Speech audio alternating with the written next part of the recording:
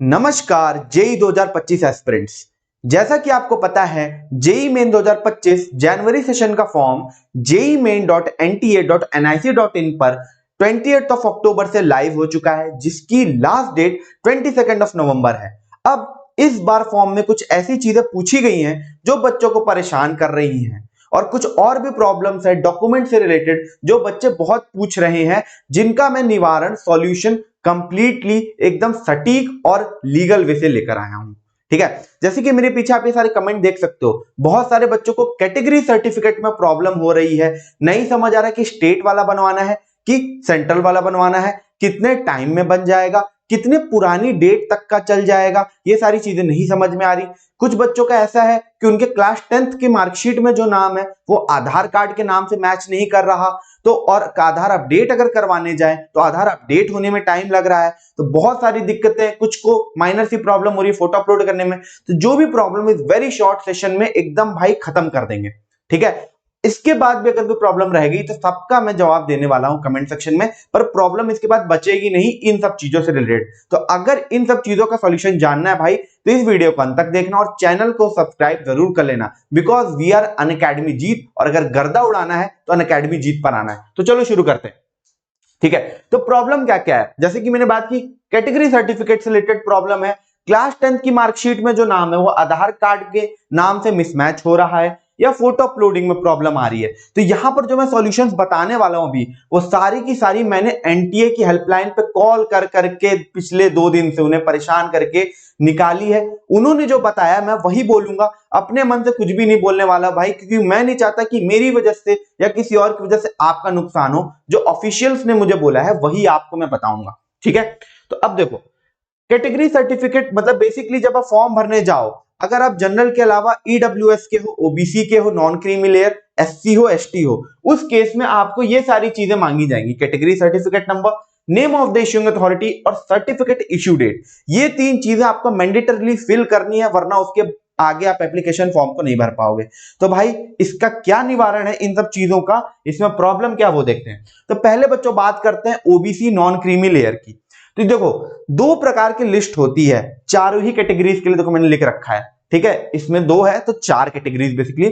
चारों के लिए 2 प्रकार की लिस्ट होती है, एक होती है सेंट्रल लिस्ट, एक होती है स्टेट लिस्ट। और जो सर्टिफिकेट भी होता है वो 2 प्रकार का होता है, एक स्टेट का, एक सेंट्रल का।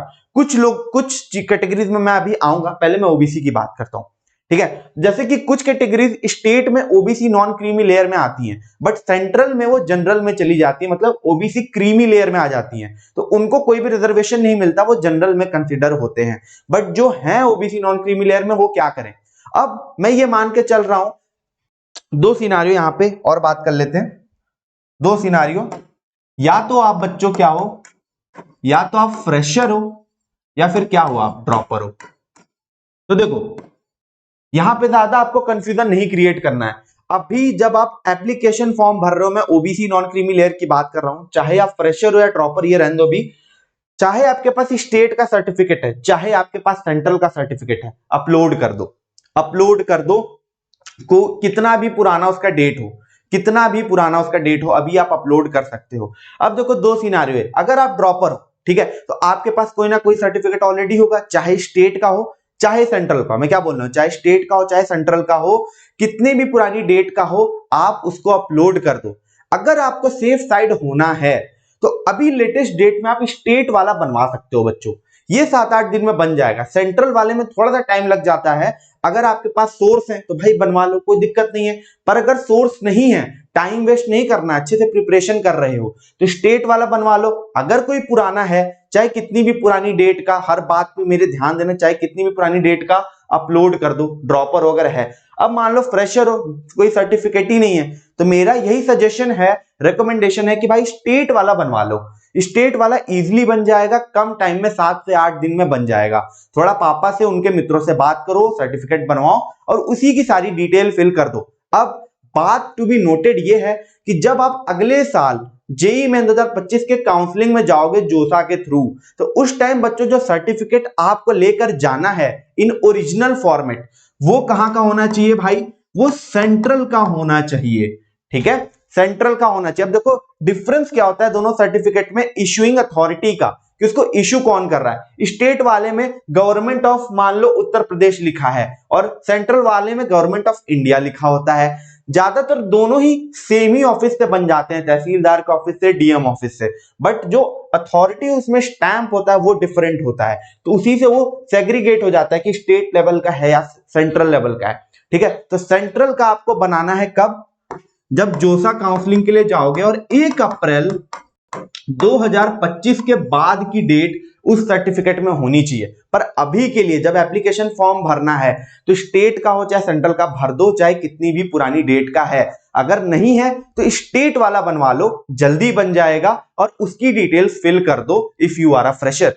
अब देखो जनरल ईडब्ल्यूएस की बात करूं तो बहुत सारे बच्चे बोलेंगे, शायद उनके पेरेंट्स को भी ना पता हो, लोग बोलते हैं कि इसका एक ही सर्टिफिकेट होता है। ठीक है, तो बात यह है कि इसके भी 2 सर्टिफिकेट होते हैं बच्चों, बस इसके फॉर्मेट में चेंज होता है हल्का सा और जो स्टैंप लगता है उसमें चेंज होता है। ठीक है, तो अभी आपके पास चाहे स्टेट वाला हो चाहे सेंट्रल वाला हो, कितनी भी पुरानी डेट का हो, जनरल ईडब्ल्यूएस के केस में भी आप फिलअप कर दो फॉर्म को उससे। पर जब एप्लीकेशन बेसिकली यहां पे जाओगे काउंसलिंग के लिए, बार बार मैं कह रहा हूं, तब आपको सेंट्रल वाला ही बनवाना पड़ेगा। इसमें इफ नो बट नहीं है कुछ भी कि नहीं सर एक ही होता है, सेंट्रल वाला बनवाना पड़ेगा, उसमें मुहर सेंट्रल गवर्नमेंट की होनी चाहिए। नेक्स्ट एससी एसटी के केस में, तो एससी एसटी के केस में भी बहुत लोगों को ये कंफ्यूजन है कि इसका एक ही बनता है, इसका एक ही बनता है और वो पूरे देश में मतलब हो जाता है। तो कभी कभी ये इसमें छूट मिलती है कि हाँ मान लो आप तमिलनाडु के एससी में हो आप, और आप किसी भी ऑल ओवर इंडिया के सेंट्रल इंस्टीट्यूशन में एडमिशन ले सकते हो, बट इसमें भी 2 लिस्ट होती है, इसमें भी 2 प्रकार का फॉर्मेट चेंज होता है। तो इसकी भी स्टेट सर्टिफिकेट भी बनती है, सेंट्रल भी बनती है।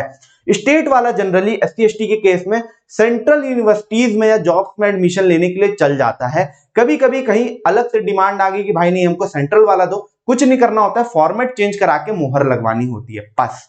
तो अभी इस केस में भी आपके पास अगर स्टेट वाला है चाहे सेंट्रल वाला है, कितने भी पुराने डेट का है, अपलोड कर दो बिना देखे। ठीक है, अगर तब भी आपके मन में डाउट हो, मेरी बात पर भरोसा ना हो, तो मैं इसी वीडियो के डिस्क्रिप्शन में एनटीए का हेल्पलाइन नंबर डाल दूंगा, आप उस पर कॉल करके बेधड़क अपनी जितनी प्रॉब्लम है उनसे पूछो, क्योंकि वही ऑफिशियल चीज आपको बताएंगे, वहीं से मैं ये सारी जानकारी लेकर आपके सामने प्रेजेंट हूं। ठीक है, तो अब ये कैटेगरी सर्टिफिकेट वाला तो आई थिंक सॉर्ट हो जाएगा। बहुत बच्चों को दिक्कत आ रही भाई, इसमें ज्यादा नहीं घबराना है, अगर नहीं है तो स्टेट वाला बनवा लो, अगर है पुराना है स्टेट का है सेंट्रल का है भाई डाल लो। ठीक है, क्लियर, ओके। मूविंग फॉरवर्ड, कुछ बच्चों की ये बड़ी मतलब ये वाली थोड़ी खतरनाक प्रॉब्लम है लिटरली, कि क्लास 10th की मार्कशीट में और आधार में उनके नाम में मिसमैच है। कैसे मिसमैच? फॉर एग्जांपल ले लो, मान लो कि किसी का नाम है दीपक कुमार वर्मा। ठीक है, ये कहां पर है? ये क्लास 10th की मार्कशीट में है बच्चों, ये क्लास 10th की मार्कशीट में सपोज, और जो आधार में अगले का नाम है वो कुछ ऐसे है, दीपक वर्मा। अब हुआ क्या कि यहां पे मिडिल नेम है कुमार, यहां पे वो मिडिल नेम नहीं है, तो मिसमैच हो गया। तो जब फॉर्म भरने जाओगे और जब आधार का ऑथेंटिकेशन करोगे तो उस केस में वो एरर बताएगा, आप आगे फॉर्म में जा ही नहीं पाओगे। ठीक है, अब प्रॉब्लम ये है कि मान लो किसी ने इस बात पे ध्यान नहीं दिया कि क्लास 10th में मेरा जो नाम है वो आधार से मैच नहीं कर रहा। अब वो आधार को अपडेट करवाने जाएगा तो आधार वाले ये बोलेंगे कि भाई कम से कम 20-30 दिन का टाइम तो लग जाएगा। अब लास्ट डेट तो 22 नवंबर है, आज 1 नवंबर हो गया है, तो भाई व्हाट टू डू। तो पहली चीज मैं आपको बताऊं कि जो आपको फॉर्म भरना है बच्चों जेई मेन का, शुरू में जो नाम डालना है ना, आपको जो शुरू में एकदम नाम डालना है तो पूरे फॉर्म में नाम डालना है, ये आपको क्लास 10th के अपने मार्कशीट के हिसाब से डालना है। उसमें जो नाम है वही नाम आप फिल करोगे। ठीक है, आधार वाला फिल नहीं करोगे। अब अगर नाम मिसमैच है, अपडेट कराने जा रहे हो, प्रॉब्लम आ रही है, डिले हो रहा है, वो कह रहे टाइम लग जाएगा, तो इसका क्या सॉल्यूशन है ये भी मुझे एनटीए वालों ने ही बताया है, मैं खुद से नहीं बता रहा हूं। ठीक है, तो सॉल्यूशन क्या है कि अपने पापा या मम्मी का, फादर या मदर का, जब आप वहां पे जाओगे, पहले तो आपने क्लास 10th वाली डिटेल भर दी, उसी हिसाब से नाम भर दिया।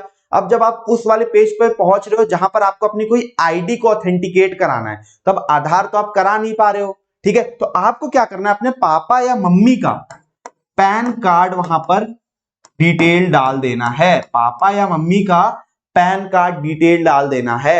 अब उस पे ये पैन कार्ड जिस नंबर से लिंक होगा उस पे ओटीपी जाएगा, वो फिल कर दो, आपका काम आगे हो जाएगा। ठीक है, अब देखो, अब बात यहां पर बस इतनी सी है, बात इतनी सी कि जब भी आपका जेईई मेन का एग्जाम है भाई, कब से है? 22 जनवरी से है ना। तो इस 22 जनवरी से पहले, इस 22 जनवरी से पहले पहले आपका क्लास 10th का और आधार में जो नाम है वो सेम हो जाना चाहिए, अपडेट हो जाना चाहिए कैसे भी। ठीक है, एग्जाम से पहले अपडेट हो जाना चाहिए, मैच हो जाने चाहिए। तो इतना काम आपको कराना है। अभी आप मम्मी पापा का पैन कार्ड डाल के ओटीपी लेकर आप आगे बढ़ सकते हो। काउंसलिंग में इससे कोई दिक्कत नहीं आएगी, मैं सारी चीजें पूछ चुका हूं। एग्जाम में बैठने में भी आपको कोई दिक्कत नहीं आएगी। एग्जाम में भी आप अपनी फोटो लेकर जाओगे, एडमिट कार्ड लेकर जाओगे, अपना जो अपडेटेड आधार कार्ड होगा वो लेकर जाना। ठीक है, और मम्मी पापा के पैन कार्ड का जेरोक्स भी लेकर चले जाना, क्योंकि आपने फॉर्म भरते वक्त इसको फिल किया होगा। ठीक है, तो ये वाली प्रॉब्लम का रिजोल्यूशन ये है। बाकी ये चीज ध्यान रखनी कि एग्जाम से पहले आपको अपडेट करा लेना है एनी हाउ, इसमें कोई देरी नहीं होनी चाहिए। ठीक है, बट अभी फॉर्म भरने के लिए यू कैन डू दिस। तो ये है भाई दो मेजर प्रॉब्लम, आई थिंक इसका सॉल्यूशन आपको मिल गया होगा।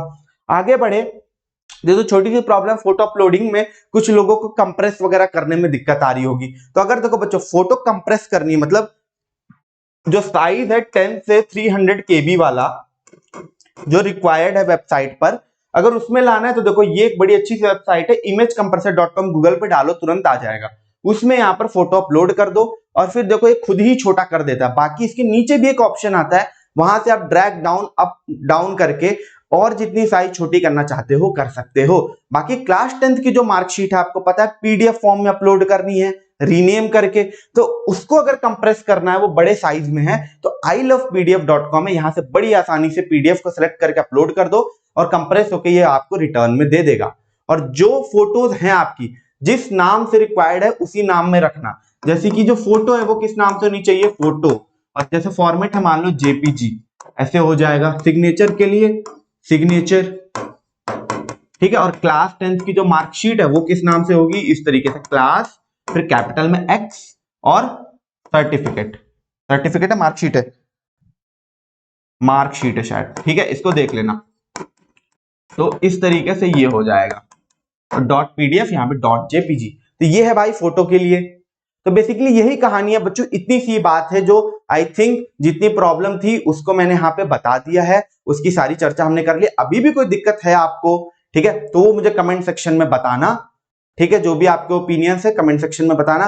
बाकी कमेंट में डिस्क्रिप्शन में आपको मैं एनटीए का हेल्पलाइन नंबर डाल दूंगा, उस पर डालकर आप जो ऑफिशियल जानकारी है वो भी ले सकते हो। आई विल से कि जो मेरी बात थी वो 100% उससे मैच करेगी, क्योंकि मैंने भी वहां से ही लेकर सारी बातें बोली हैं। तो भाई अच्छे से तैयारी करते रहो, ऑल द बेस्ट।